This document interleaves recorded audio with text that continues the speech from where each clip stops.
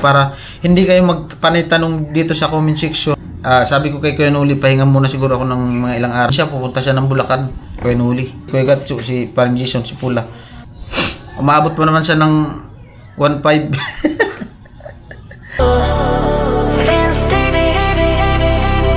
Let's roll. Yeah. Ayan, kahapon nga paayos ako nung motorbike, yung service ko nga dahil sa medyo mahina na kasi yung niya, hatak ng makina. Sabi ko nga lining yun. So ayun, pinaayos ko, pinatignan ko lining nga, mahina na yung hatak. So ngayon okay na at diretso na din yung pa-change oil. So ayan, naglambing yung motor kahapon. Ayan, gastos na naman. Buti nga kahit paano meron tayong nasahod. Ayan, tayo ng motorbike na i-survive natin, no? Pwede pa naman sana siyang gamitin na dito lang. Paano kung may mga time na bigla ang travel ng malayo, may pupuntahan ng malayo or may vlog, no? So sabi ko mas mabuti pang ipaayos na kasi meron naman akong nasahod. Yun nga, sabi ko ayun, pinaayos ko na lang. At salamat sa mga nakasuporta, mga hindi nag-skip ng patalastas, mga nagtiwala sa channel ko, especially sa channel ko at sa channel ng team, mga nanood. So ayan, at may mga nagko-comment din, no? Wait lang guys, ako wala akong mga tubig na mainit.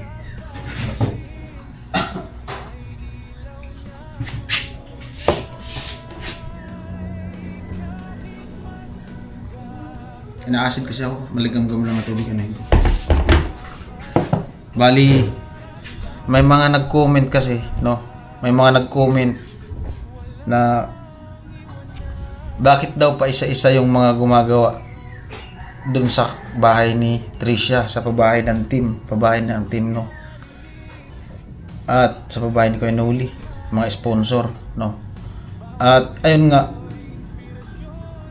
minsan dalawa kami, minsan isa lang nung nakaraan. Ayan, bali nakita naman siguro sa vlog, kaso yung iba kasi hindi naman talaga nanonood sa lahat ng team. Meron na lang mga natitirang solid viewers na nanonood sa buong team, like kay Kuya Gatcho, kay Paring Jason, kay Pula, sa akin, kay Kuya Noli. Yung views namin hindi na pare-pareho ang views, no? Especially sa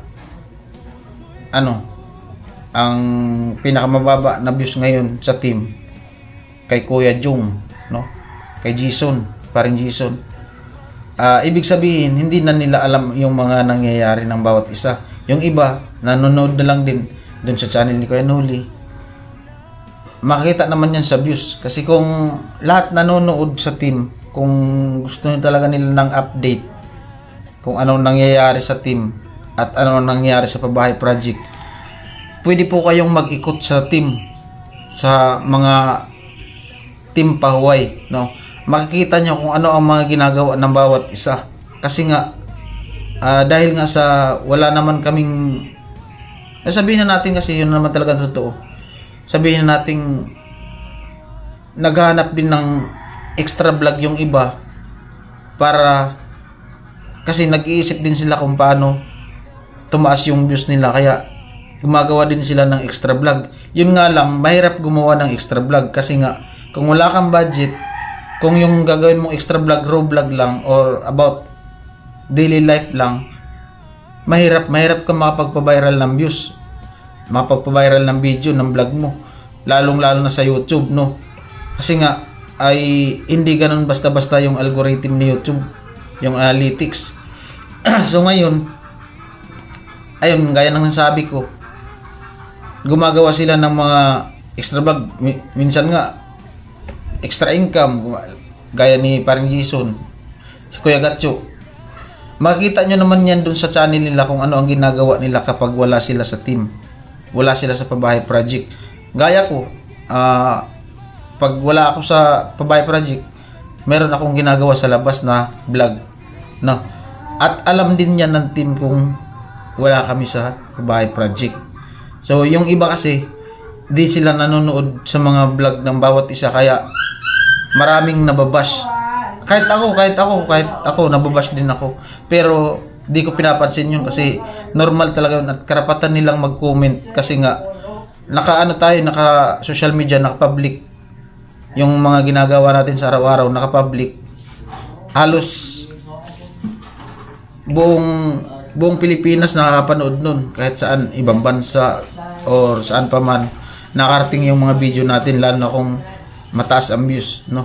Gawa nga na ng recommended yun ni YouTube. So ngayon,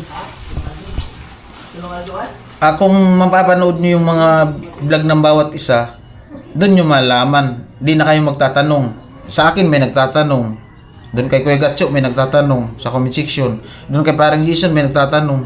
Doon kay Pula may nagtatanong. Lalo na doon kay Kuya Nuli, maraming nagtatanong kasi nga yung views niya hindi kagaya sa views namin.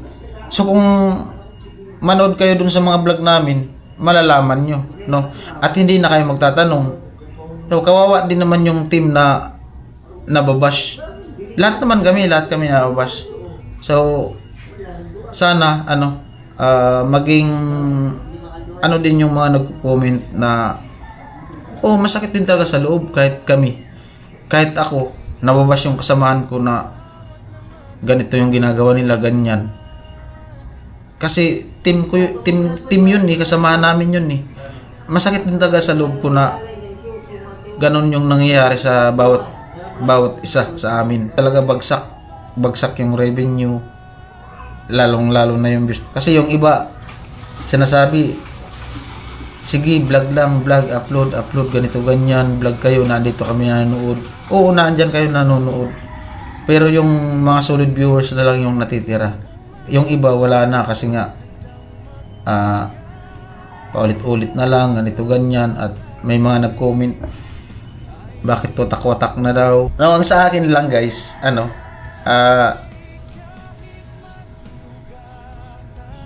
suportahan nyo din yung mga, alam ko may mga solid viewers pa naman kasi makita natin doon sa channel ni Kuya Nuli, okay pa man yung views niya umabot ng 5,000, 4,000.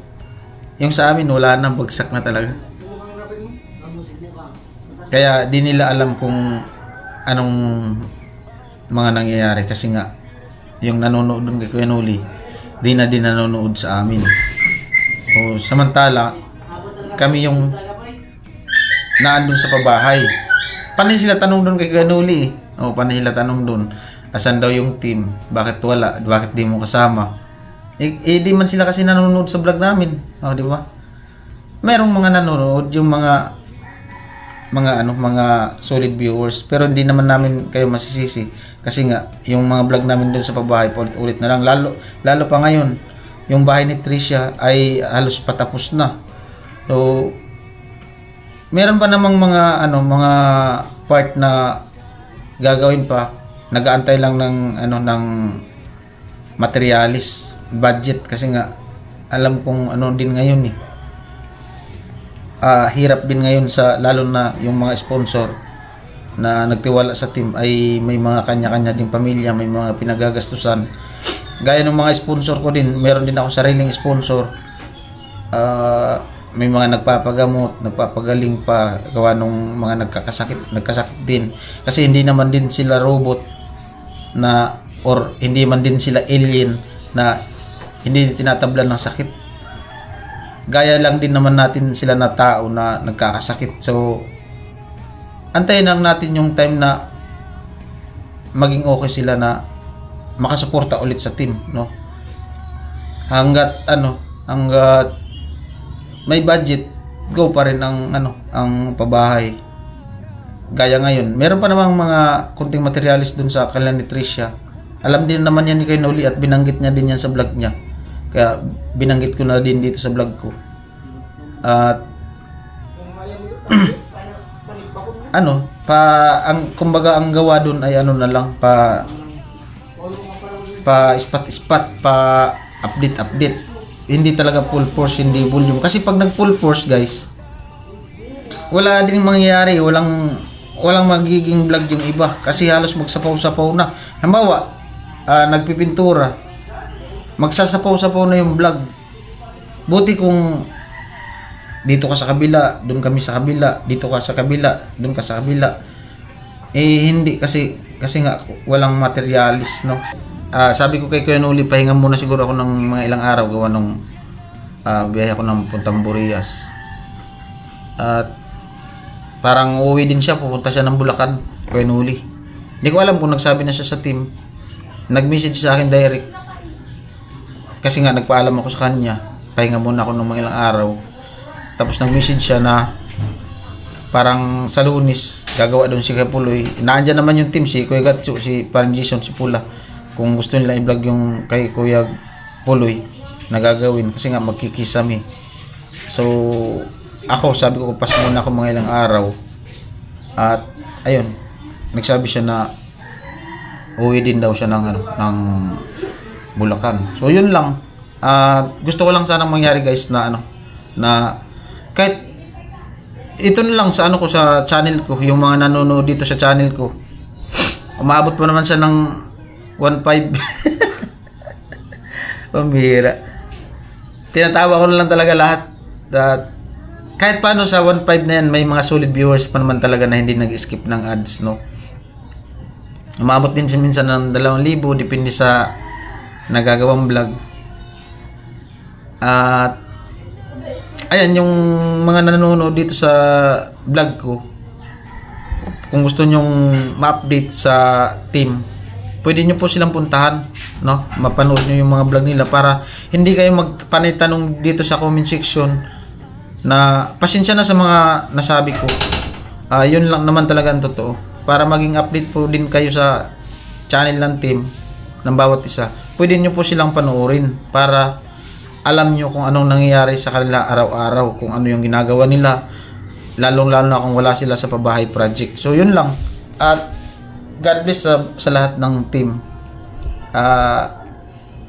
Sana dumating yung time na na makausad talaga lahat, no? At especially sa akin, nangarap din ako na makausad talaga. So sana sa pag punta ko ng Burias, kung sakali magkaroon tayo ng ng vlog na yun, on the spot vlog na masuportahan natin, no. Alam ko na andyan naman yung mga viewers na nakasuporta, mga sponsor. Yun lang. Yan, inom tayo mainit na tubig. As carrot pala. Ayan. Isa din yung si Carrot na kailangan din yun ng suporta na maano yung bahay niya kasi part din yun ng team. Carrot man, si Sunny Parson, no. Ayan. Wala lang nga sila dito ngayon sa sa Kamsur. So pag nakauwi ako ng Burias, makita nyo sa vlog ko. At tignan natin kung pumayag si Carrot na may update natin yung bahay niya, no? Malay natin mapansin din, di ba? Mapansin din ng mga mga solid kong sponsor. Pero yung mga viewers namin, iisa lang talaga. Iisa lang.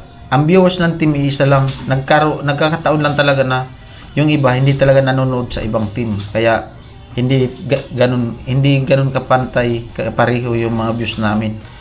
So, salamat pa rin. Nagpapasalamat ako ng marami sa mga nanonood sa channel ko. Ayan.